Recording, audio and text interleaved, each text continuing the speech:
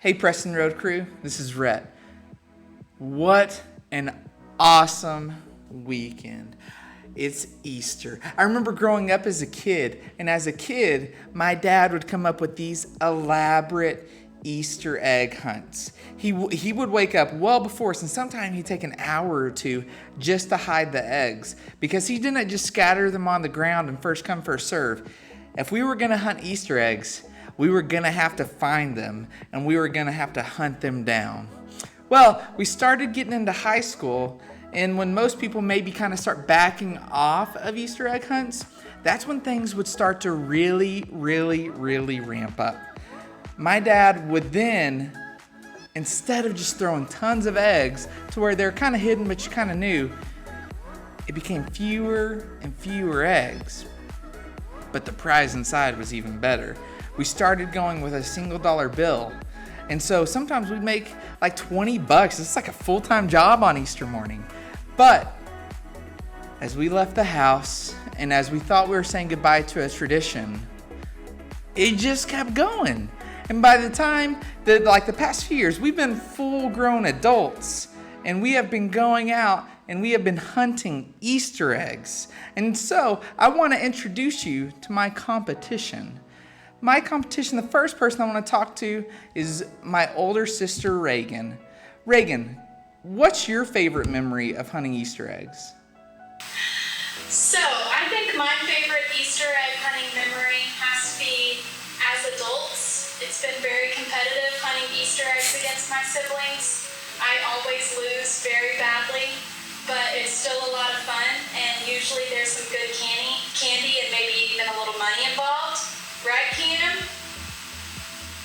Well, you're not wrong, Reagan. Reagan did traditionally come in last place. She's not much of the competitive type, but she always had fun. So good for her. And now that she's got a daughter, they kind of get a few extra help alongs the way.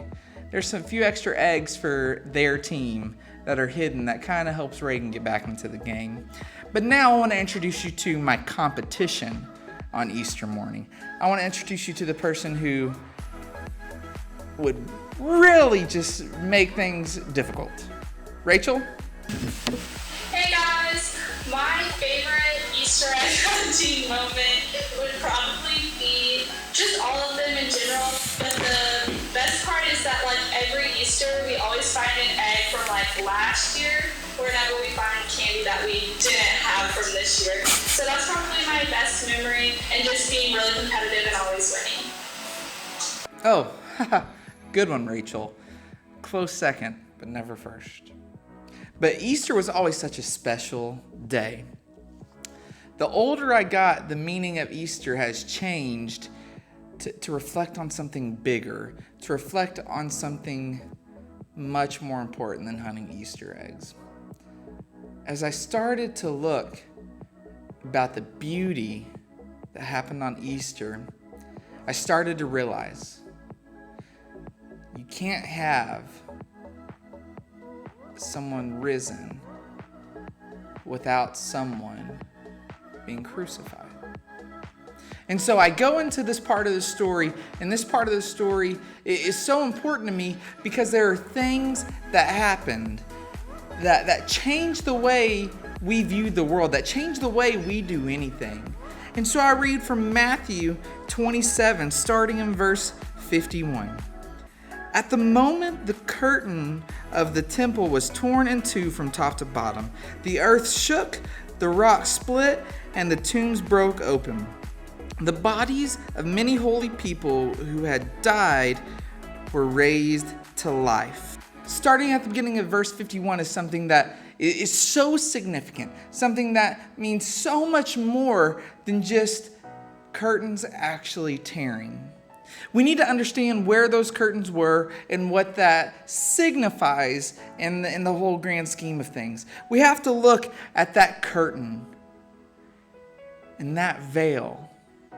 You see, they're talking about the curtain that kept the Holy of Holies separate from everything else.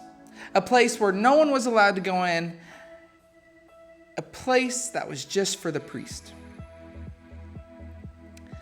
And how that curtain tore didn't just mean a curtain tore.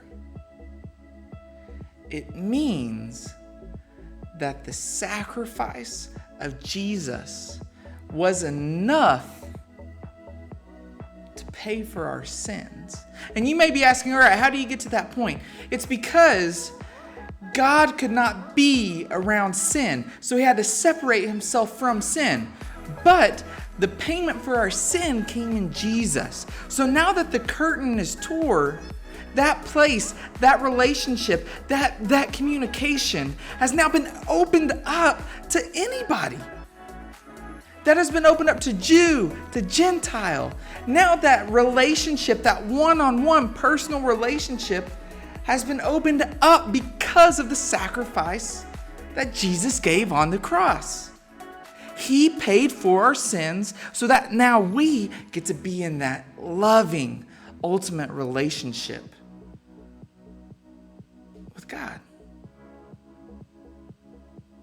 But obviously, there's a Sunday to that Friday, because the payment of sin was death.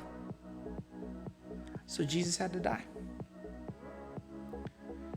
But sin is also death. And we see that death was overcome.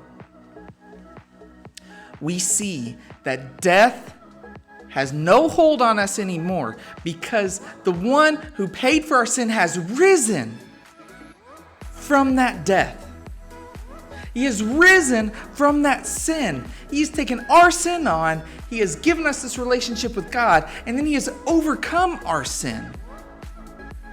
That's the story of Jesus. That's the story of how great and how powerful he is. That he has taken something so terrible and turned it in to a blessing for everybody to come. Easter is a great family day. Easter is a great day to hunt eggs. It's a great day to bring in spring. It's a great day to do so many of our favorite activities. Easter is about death being defeated. That's what it means to me. That the burden I carry isn't mine to carry. It's been paid for. The baggage that I will along with me isn't mine to pull, because it's been bought. I don't have to stay far away from God. I get to come right in, and I get to be in that ultimate relationship with him. That's what Easter means to me. What does Easter mean to you? Hope. New life. Light. Hope. Saving. Risen. Reunions. Remembrance. Cross. Triumph. Atonement. Forgiveness. Joyful. Family. I'm thankful for my friends and family. Saved. A gathering. Miracle. Sacrifice. Community.